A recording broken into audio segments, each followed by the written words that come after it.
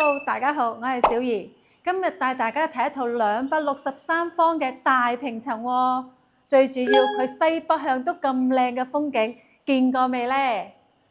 嗱，轉個身睇到我哋呢邊呢，就係半贈送嘅面積，可以做一個工人房，帶埋廁所嘅喎。工人姐姐都好開心啊，有自己間房啊。我哋再入嚟睇睇呢個大大嘅客廳，接近90方喎，係咪好大呢？如果加個乒乓波台，我哋喺度打乒乓波都冇問題。佢個高度有3.5米，姚明過嚟都冇壓抑感啊！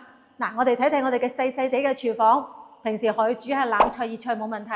我哋呢一層樓呢，總共得2戶，2梯2戶啊！我哋獨享一個電梯，我哋先睇睇佢嘅房間先。佢總共有4個套間，佢望到嘅風景都好靚仔嘅。雖然呢，我哋而家嘅樓層唔係好高，喺8樓呢度。但係佢個採光通風情況係非常之一級棒嘅，咁每一間房咧都好四正。嗱，睇睇我哋嘅主人房呢一度，我哋主人房呢一度咧，佢就帶有一個獨立嘅衣帽間位置，我最中意呢個位置啊！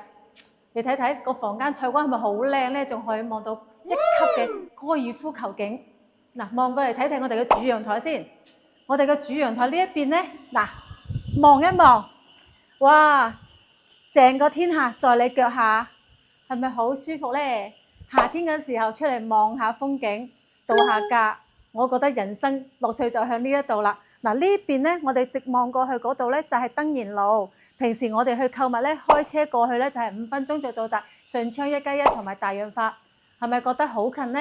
嗱，再望過嚟呢一邊有一個好好嘅地方，我哋入門口呢一度呢。